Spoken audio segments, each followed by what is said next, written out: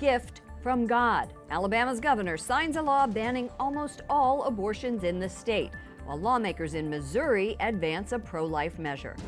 Catholic nominee, a candidate to be circuit court judge grilled for her pro-life views, receives a confirmation vote in the Senate. We're on Capitol Hill. Border battle.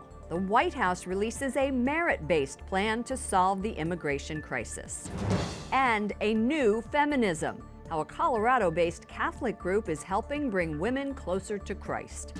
On EWTN News Nightly for Thursday, May 16th, 2019.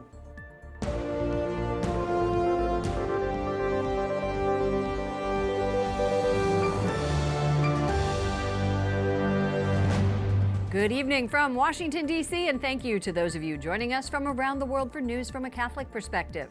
I'm Lauren Ashburn. President Trump says he wants to recruit top talent to the U.S. Today, the president unveiled his new merit-based immigration plan at the White House. He wants to beef up border security, increase screenings at border crossings, and modernize ports of entry. But there's no plan for young, undocumented immigrants known as Dreamers. White House correspondent Mark Irons reports. Good evening, Mark. Good evening, Lauren. The president hopes to keep illegal immigrants out and bring legal, highly skilled immigrants in. In his words, quote, "We discriminate against genius." But the Catholic Church remains concerned about vulnerable migrants, including those dreamers who have been living in the U.S. for years and face an uncertain future. If adopted, our plan will transform America's immigration system into the pride of our nation. President Trump unveils his latest plan to overhaul the U.S. immigration system. The proposal begins with the most complete and effective border security package ever assembled by our country or any other country for that matter.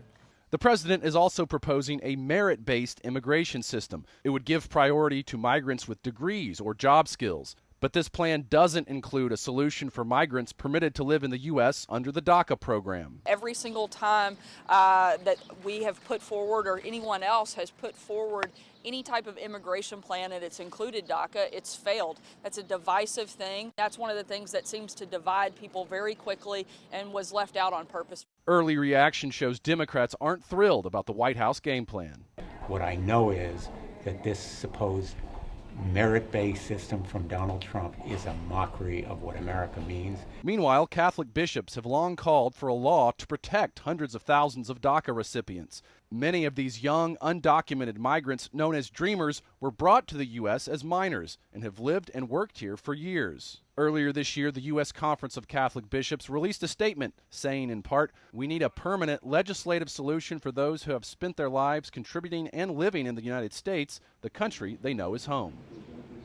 The shift to a more merit-based system focusing on high-skilled workers would mark a dramatic departure from the nation's current approach that prioritizes family ties instead of skills. The plan does face an uphill battle in a divided Congress. Lauren. White House correspondent Mark Irons. Thank you, Mark. Alabama's governor signed a controversial bill to ban almost every abortion in the state, and she cites God as the reason. Republican Kay Ivey says she approved the measure because, quote, "every life is a sacred gift from God." The bill makes performing abortion a felony in nearly all cases. It's expected to take effect in 6 months. But the ACLU says it will file a lawsuit, and the head of Planned Parenthood Southeast says she looks forward to seeing Governor Ivey in court. I'll give you my thoughts on the media coverage of this decision coming up later in the broadcast. And in Missouri, lawmakers pass a wide-ranging bill to ban abortion at 8 weeks. The proposal needs to clear one more vote. The state's governor says he is optimistic. Because I believe it is the will of the people, and the people's voices will be heard. Republican Mike Parson has said he supports the bill. It includes exceptions for medical emergencies, but not for rape or incest. Doctors would face up to 15 years in prison for violating the 8-week cutoff.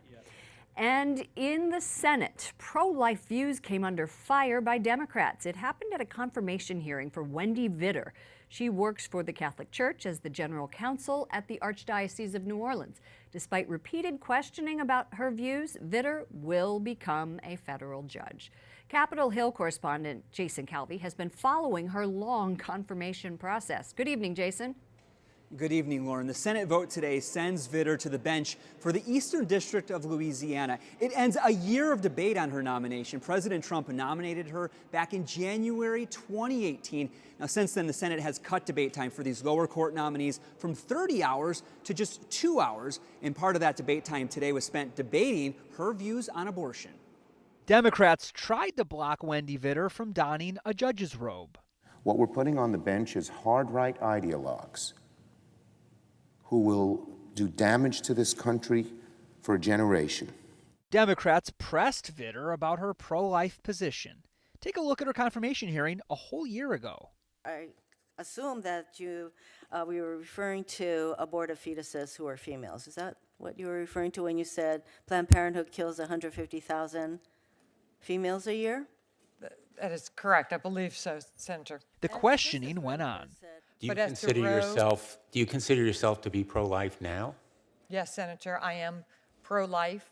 Vitter promised to uphold precedent. Still, the questions that started last year did not end today.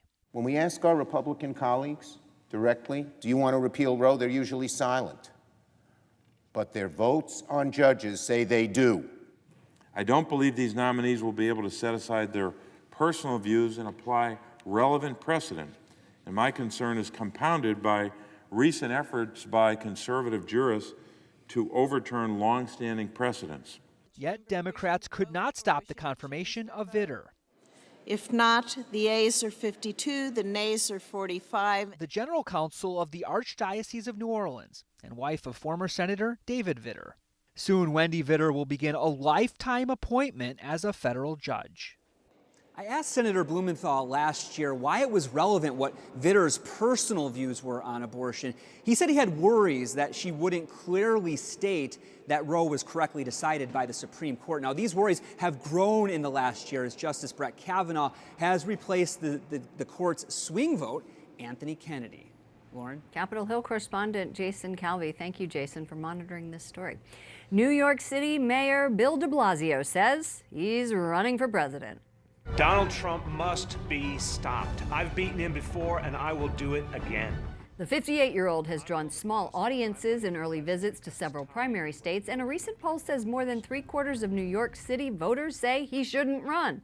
De Blasio is the 23rd Democrat to enter the presidential race. 4 activists who have been staging a protest inside the empty Venezuelan embassy here in Washington, D.C. have been arrested. It ends a weeks-long standoff between supporters and detractors of President Nicolas Maduro.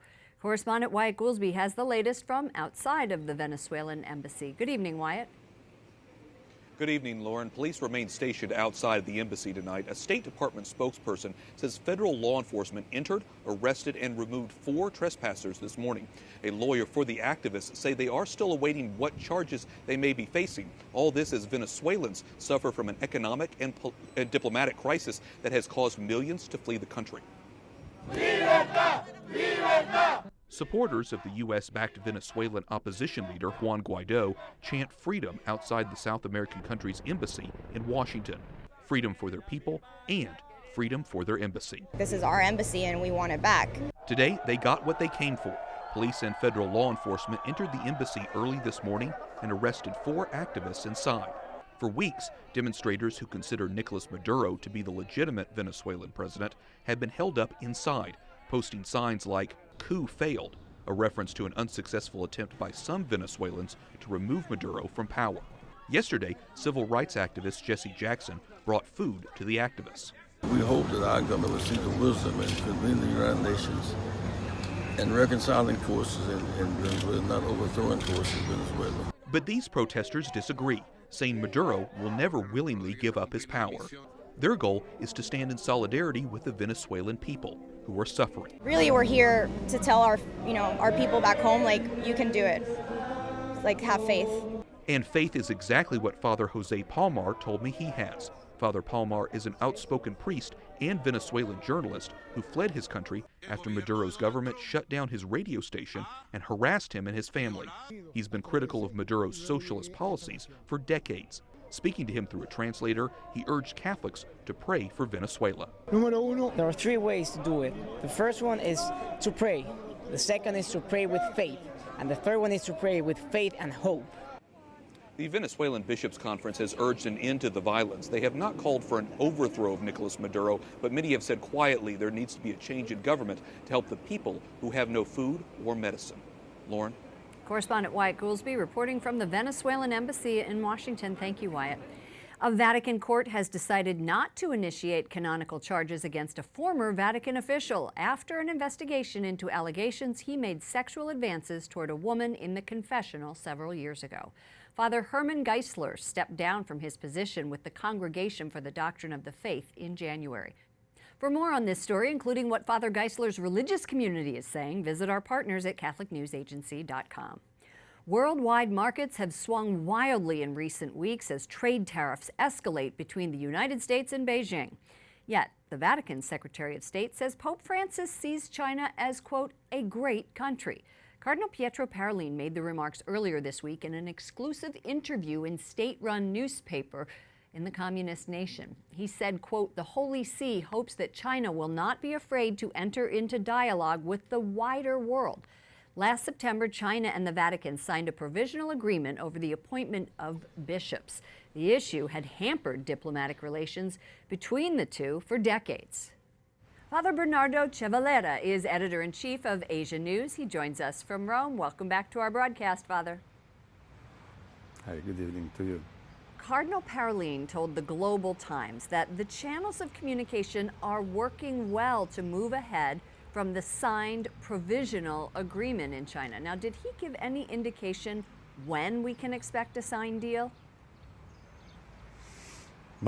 Honestly, there isn't any indication. Also in the interview of Cardinal Parolin, there are not signs, he says, just we are increasing our trust and our dialogue, but not many signs, concrete signs. And also if we see the situation in China, it seems that there are many, many difficulties, above all from the Patriotic Association, which is trying to destroy this agreement. Well, the interview that Cardinal Parolin gave was published in the official newspaper of the Central Committee of the Communist Party of China. Cardinal Parolin was asked about his views on Sinicization. Can Catholicism and communist coexist in China? What's Cardinal Parolin's perspective? I would say that Cardinal Parolin made things quite precisely, saying that inculturation is different from Sinicization, because inculturation is a dimension of the Church, of the evangelization of the Church, and means enter into the cultures of peoples. But Sinicization is something that the Communist Party wants the Church to do. So it is quite different, and the Sinicization means also that the people from different religions, they must respect and obey to the Communist Party and see it as the absolute power of China. This is impossible for Catholics and for any religious person. I would like to know what Catholics in China are saying about this interview. You know, although it is quite important, this interview, which has been published on a quasi-official newspaper, we have to say that it is provided only in English. So many Chinese people, they don't know at all about this interview. The Catholics who know English and have read either in the Chinese translation of Asia News or some quotations on different foreign newspapers, they say that it is a pity that Cardinal Parolin didn't say anything about the suffering of the Catholics, of destruction of crosses, of closure of churches, of harassment of priests by the Patriotic Association. Thank you so much, Father Bernardo Cervellera, Editor-in-Chief of Asia News. Thanks to you. Coming up, why the United Nations says the family is a fundamental part of society.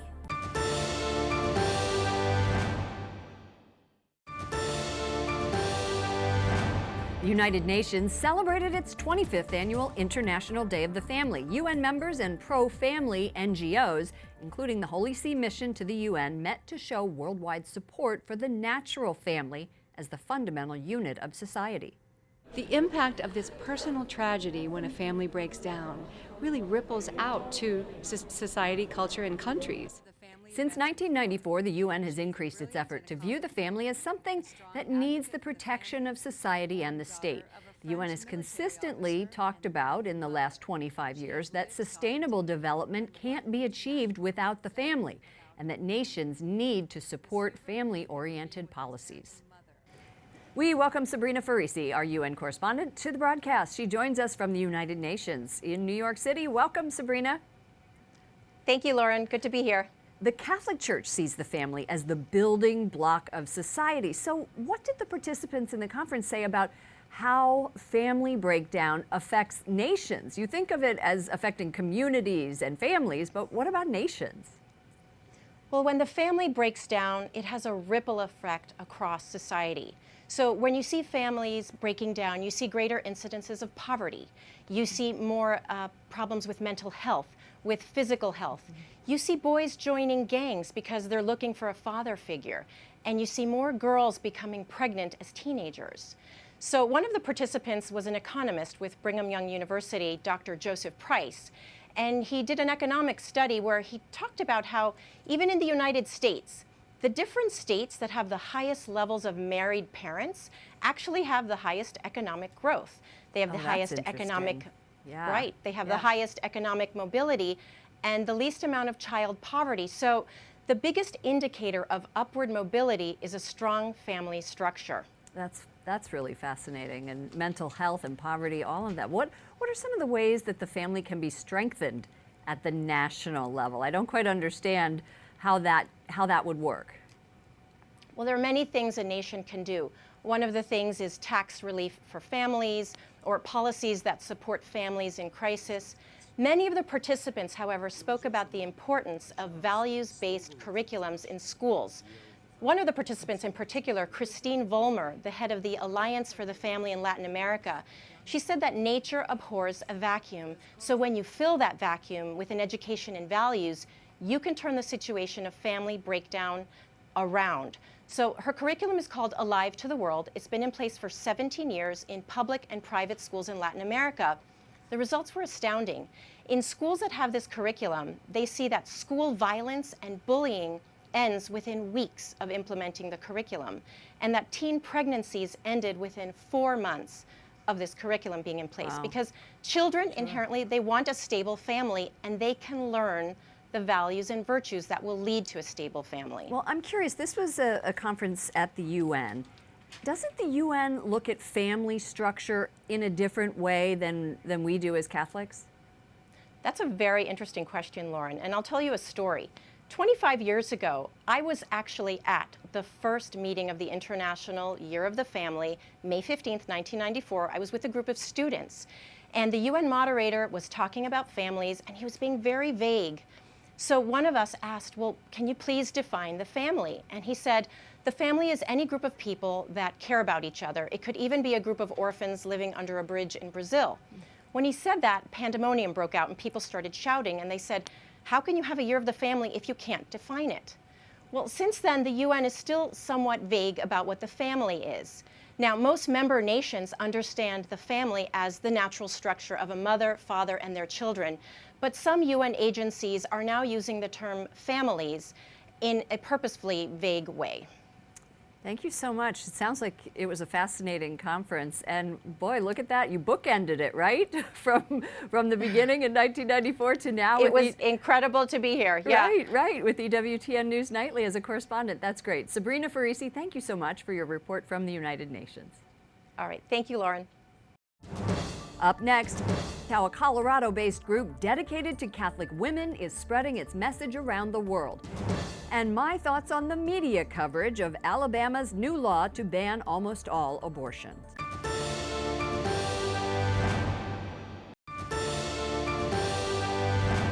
A Colorado-based Women's Apostolate opens its first office in Mexico at the Vatican's request to broaden its reach and work with Catholic women in Latin America. And the response to its work in Mexico is leading to the formation of more groups around the world. Joining me now by Skype from Denver is Katherine Meeks, Executive Director of Endow, educating on the nature and dignity of women. Katherine, welcome to our broadcast. Thanks, Lauren. Great to be here. Well, you've been around since 2003. I was not familiar with your group. How did it get its start? Yeah, so the founders were trying to create a response to actually what Pope Emeritus Benedict just recently wrote, this distorted view of feminism for generations. And so Endow came into the scene to really give women the truth of what it is to be a woman and what that looks like in every corner of society. And now you have how many members? We have over 40,000 and now internationally, so it's grown tremendously. And they're lay facilitators. They don't have a background in theology. You give out books. Tell us about the model for these multi-generational communities of women. Yes, correct. So we didn't want women to feel intimidated by leading groups without any background. So we found the best writers and the best content, and we let that speak for itself. So a woman, all she has to do truly is open up her home, invite her friends, and then just dive in and really get the full experience. So you go to the website and then you can download these, or how to, I'm getting into the nitty-gritty because I think a lot of women in our audience would love to do this. Yes, of course. You just go to endowgroups.org and you choose your study and you order it, and it's simple as that. Perfect. That is great. You know, we were talking earlier about the challenging time for the church right now, the clergy sex abuse scandal, the tragic fire in Notre Dame, the bombings in Sri Lanka. And I ask people a lot of questions, people in the church a lot of questions about the lay faithful, especially women, and the role that they can play in evangelization and in supporting the church. I'd love to know what you're hearing from the women in your group.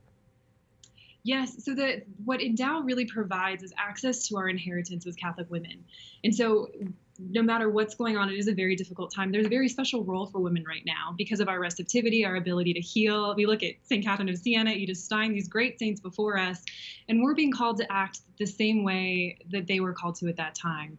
So when a woman really knows her faith, she's really is able to reach her full potential and really act as a conduit where she is in society. And that's the experience Endow provides. That's just great. Thank you so much. I love talking to you. I know that there's a new book out called Discovering the Doctors that you're also putting together, and you're expanding internationally into Guadalajara and Mexico. So all great things. And best wishes to you, Katherine Meeks, Executive Director of Endow. Fantastic. Thank you, Lauren. And now for my commentary. It's time to face facts about abortion. By signing the nation's most restrictive abortion ban into law, Alabama's governor has sparked an intense debate about how far the country can and should go in undoing Roe versus Wade. By watching the media debate, I've been struck by the sheer one-sidedness of the coverage. Very few pro-life advocates are being interviewed, while a parade of people from pro-abortion groups like Planned Parenthood, along with Democratic presidential candidates, are given a platform to denounce the law, especially in places like MSNBC. Even Twitter, for the second time this week, restricted our coverage of the abortion law as too sensitive. While I understand that even some in the pro-life movement think the Alabama law, including the 99-year prison terms for providers, has gone too far and might not survive a Supreme Court challenge, it has forced pundits who have no problem with late-term abortions to confront the fact that many Americans regard this procedure as murder. It would be nice if journalists could present both sides of the Alabama law and let viewers and readers make up their own minds on an issue that is so sacred to many of us. That does it for all of us here at EWTN News Nightly. To all of you around the world, thank you for watching. I'm Lauren Ashburn. Let's keep in touch online. Follow me at Lauren Ashburn on Twitter and Lauren Ashburn EWTN on Facebook. Good night, and God bless you.